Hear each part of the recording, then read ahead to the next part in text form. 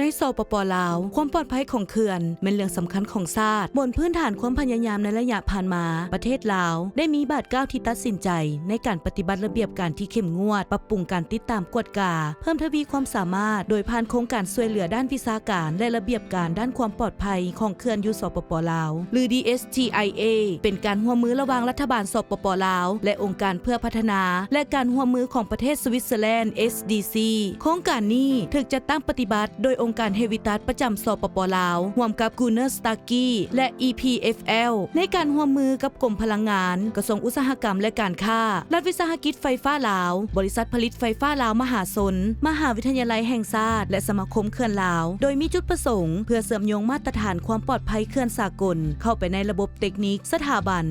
และการศึกษา The main purpose to support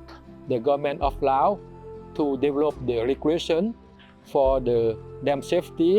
on the technicon for the inspection and also to support the University of Laos to have the bachelor degree for the dam safety and ideal chain to carry out the dam safety inspection and at the same time Lao Dam Safety Association to communicate with the international organizationหัวใจสำคัญของ DSTIA แม่นการฝึกอบรมจากผู้ชำนาญสู่ผู้ปฏิบัติผู้เชี่ยวชาญสากลจากประเทศสวิตเซอร์แลนด์ได้จัดการปฏิบัติงานในภาคสนามและการฝึกอบรมหลายเทื่อทั่วประเทศโดยความเอาการออกแบบเขื่อนประเมินความเสี่ยงทางด้านธรณีวิทยาการเฝ้าระวังและการติดตามกวดกาเขื่อนการใช้เครื่องมือกวดวัดแทกและแผนรับมือเหตุการณ์ฉุกเฉิน And we really focused our priorities, our training on three aspects. First, the design of the dam. Second, the surveillance of the existing dams. And third, the emergency preparedness plans. It is not only to consider checklists. It must go to analysis of the behavior of the dam, to engineering judgment of the future evolution of the dam, taking into account the climate change through the hydrology. So dam safety, as internationally agreed, relies on three pillars, and one of these pillars is surveillance. And instrumentation is the key part of dam surveillance. This is clearly now commonly understood in the Lao dam community that graphical representation is a key tool for dam safety, and also the production of graph has made huge steps forward to reach the international quality standards. Now I can observe that most of the participants now consider the geology as a very serious topic that could have a very great impact on the dam safety. So I think we are really on the good way in order to have this self-contained application of this all this theoretical part in order to reach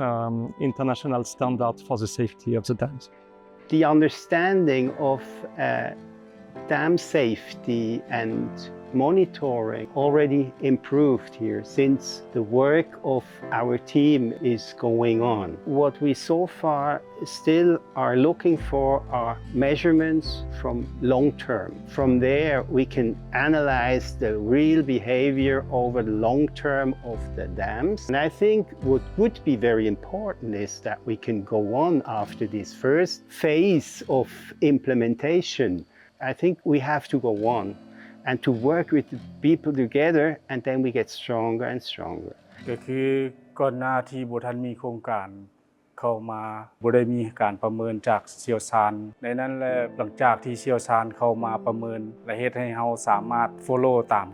คอมเมนต์ของเชี่ยวชาญปัจจุบันideal chain ปฏิบัติโดยวิชาการก็คือสามารถสร้างบทรายงานความปลอดภัยเขื่อนประจำปีได้ตั้งแต่ผู้ดำเนินงานด้านเทคนิคของเขื่อนไปจนถึงขั้นนำการบ้าน DSTIA ได้เสริมสร้างความอาจสามารถในทุกระดับโครงการนี้ได้สนับสนุนวิศวกรลาวนักศึกษาและพนักงานรัฐให้เข้าใจวิธีปฏิบัติด้านความปลอดภัยของเขื่อนพร้อมทั้งสนับสนุนการพัฒนากฎหมายและกลไกการประสานงานแผนการรับมือเหตุการณ์ฉุกเฉินโดยสุ่มใส่การปฏิบัติตัวจริงหลายกว่าการที่จะเป็นเอกสารเนาะในนั้นก็ให้ความสำคัญที่สุดเกี่ยวกับยุทธศาสตร์ในการจัดตั้งปฏิบัติการเตรียมพร้อมตอบโต้จากเหตุการณ์ฉุกเฉินโดยเฉพาะ เสริมสร้างความรู้ทางด้านเทคนิคและการประสานงานระหว่างผู้พัฒนาเขื่อนอำนาจการปกครองท้องถิ่นแล้วก็ขั้นศูนย์กลางก็คือบรรดากระทรวงที่เกี่ยวข้องมีการเน้นหนักใส่การพัฒนาด้านระเบียบการและสร้างขีดความสามารถทางด้านเทคนิควิชาการและการเฮ็ดเวียกร่วมกับแขนงการที่เกี่ยวข้องการช่วยเหลือขององค์การจัดตั้งสากลข้าพเจ้าจะจัดกองประชุมเสื่อมซึมให้พ่อแม่รู้จักรอท่าเพิ่นว่าเพิ่นจะว่าฝนตกหลายนี่น้ำเข้าอ่างตรงของเขื่อนนี่หลายและให้เฝ้าระวังการฝึกซ้อมของเขื่อนดังกล่าวแม่นเฮ็ดให้คนมีความมั่นใจและรับมือเพื่อการตอบโต้ในสิ่งที่เกิดขึ้นจากการฝึกอบรมข้าพเจ้าได้เรียนรู้เกี่ยวกับสัญญาณเตือนภัยและข้าพเจ้าได้เข้าใจเกี่ยวกับการอพยพมันช่วยให้ข้อยรู้สึกมั่นใจหลายขึ้นในการปกป้องครอบครัวและเพื่อนบ้านของข้าพเจ้าก็ถือว่าผ่านการฝึกอบรมจากเชี่ยวชาญก็ถือว่าเพิ่นก็ได้แนะนำทิศสอนให้หลายอย่างก็คือตัวข้าพเจ้าเองนี่แหละก็สิได้เอาบทเรียนจากเพิ่นนี้ไปต่อยอดทิศสอนหมู่คู่ผู้ทีมบ่ได้ร่วมนั้นก็ให้เป็นเวียกเป็นงานก็ถือว่าสามารถเป็นพนักงานที่ว่า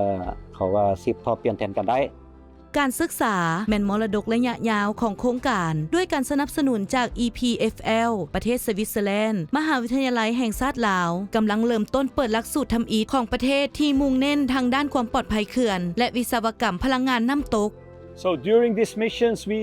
reviewed the initial curriculum that has been prepared beforehand and this chapter are now completely finalized.So we currently focus our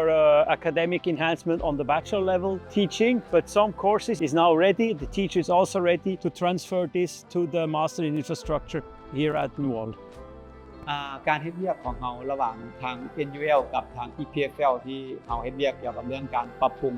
หลักสูตรโดยเฉพาะ9วิชาเนาะดังนั้นมีโครงการ DSA มาสร้างนักศึกษาที่จบออกไปจากภาควิชาวิศวกรรมโยธานี้นักศึกษาพวกนี้สามารถกลายไปเป็นบุคลากรในอนาคตที่รับใช้อยู่ในวงการเขื่อนหรือว่าการพัฒนาเขื่อนในสปป.ลาวแต่ว่าถ้าว่าในสเตจต่อไปเนาะหมายว่าสิ่งที่เฮากำลังเฮ็ดอยู่นี้เพียงพอแล้วบ่มันก็ยังมีบางอย่างที่เฮาน่าจะต้องได้เพิ่มเติมโดยเฉพาะนี่เนาะโดยเฉพาะเลยคือการพัวพันระหว่างภาคมหาวิทยาลัยหรือว่าภาคการศึกษากับการเฮ็ดเวียกตัวจริงหลังจากที่ว่าน้องจบไปนี้แล้วน้องมีความฝันก็คืออยากไปต่อระดับปริญญาโทเนาะซึ่งน้องก็มองเห็นว่าโปรเจกต์นี้เฮ็ดเกี่ยวกับแดมเซฟตี้แล้วก็น้องมีความสนใจเกี่ยวกับแดมเซฟตี้นี้น้องมีความฝันก็คืออยากไปเฮ็ดเวียกอยู่เขื่อนนึงที่ว่าอยู่ในสปป.ลาวนี้เพื่อที่ว่าจะใช้ความรู้ความสามารถที่ว่าน้องเรียนมานั้นไปพัฒนาต่อได้อาชีพของสมาคมเขื่อนลาวมีบทบาทเป็นศูนย์กลางและทั้งเป็นสร้างเงื่อนไขเป็นเวทีให้มีการแลกเปลี่ยน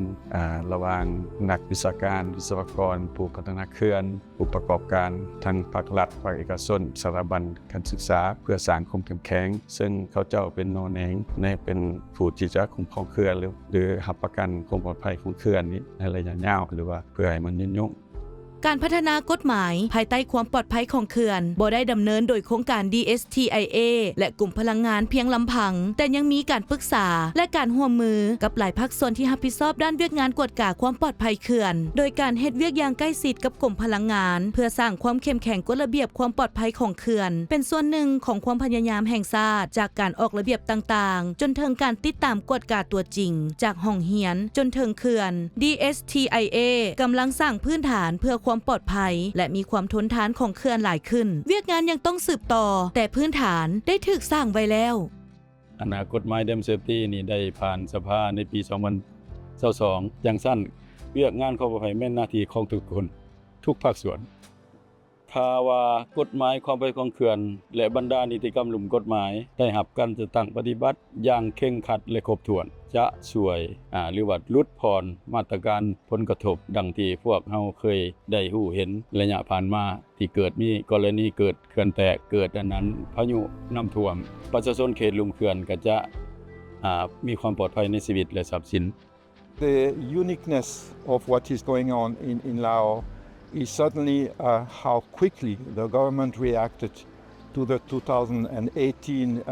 Sepiam Senamnoi incident. Emergency dam safety inspection was ordered. Some international consultants were brought in. Dam safety law was drafted. Department for Dam Safety was created, and very quickly they did open a course on dam engineering at university, created Lao Association on Dams. Currently, Lao is too much relying on international consultants, and to establish a pool of local Lao experts in dam safety is certainly one way to go in the next phase.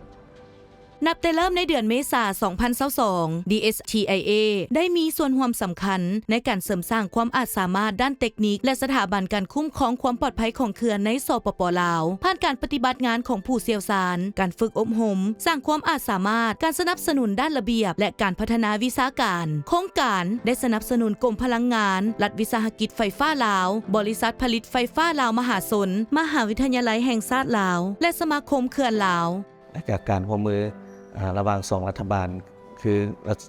รัฐบาลของสวิตเซอร์แลนด์กับรัฐบาลลาวที่ได้ให้การสนับสนุนจนเกิดมาเป็นโครงการดิสเทียที่ซอยในการใกล้เวียดงานด้านความปลอดภัยของเขื่อนนี้ซึ่งโครงการดังกล่าวนี้แม่นเป็นโครงการชื่อว่า on the job training เนาะการฝึกให้ความรู้ความสามารถให้กับพนักงานฐานแถวให้มีประสบการณ์และมีความรู้ด้านความปลอดภัยของเขื่อนให้เข้าใจลึกซึ้งเกี่ยวกับ